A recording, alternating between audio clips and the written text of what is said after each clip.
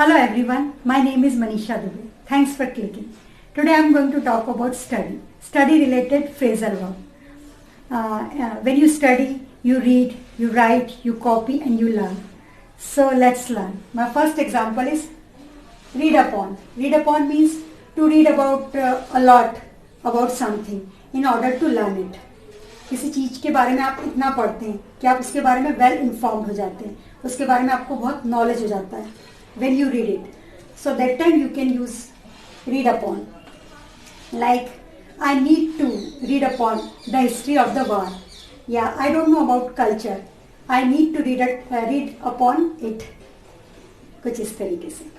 My next example is hand in. Hand in means to give your finished work to your teacher.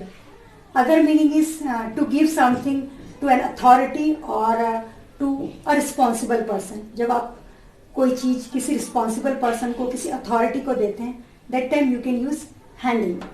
जब आप कोई अपना काम finish कर लेते हैं और आपकी टीचर को देते हैं, that time you can also use handing. Example लेते हैं जैसे कि all essays should be handed in by tomorrow. ये I will hand my homework in today. इस तरीके से. My next example is copy out. Copy out means to write exactly same again as it was written. कुछ ऐसी चीजें जो आप फिर से लिख रहे हैं एग्जैक्टली वैसा का वैसे. That time you can use copy out. We copy out the sentences from a book. Copy out the poem on page 6.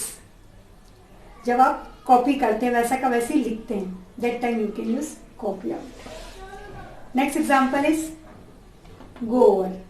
Go over. Go over, there are few meanings of go over.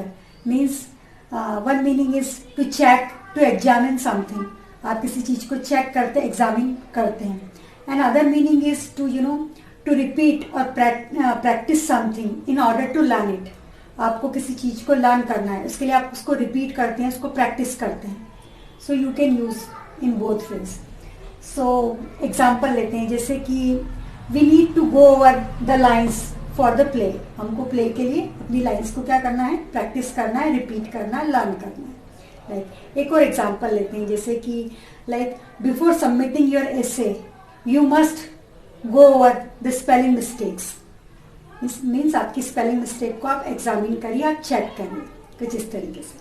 My next example is drop out. Drop out means to leave the school before finishing it. Means आप अपनी study complete नहीं करते और आप school को छोड़ देते हैं.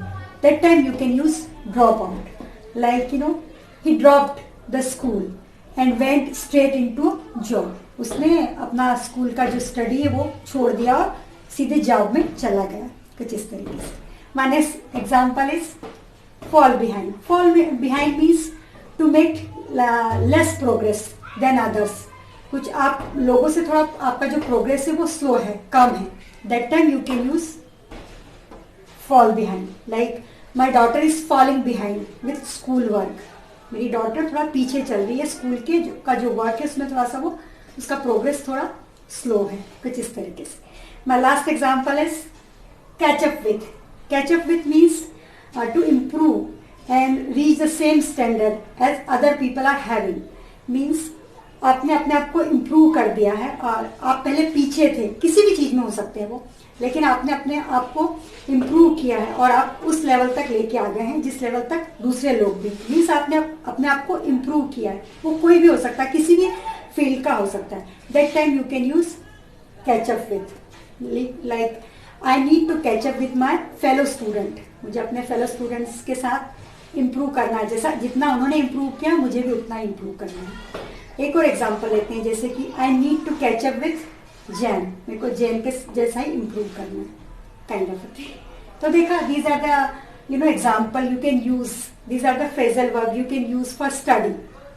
सो I hope you like the lesson, and if you like the lesson, please share, like and comment.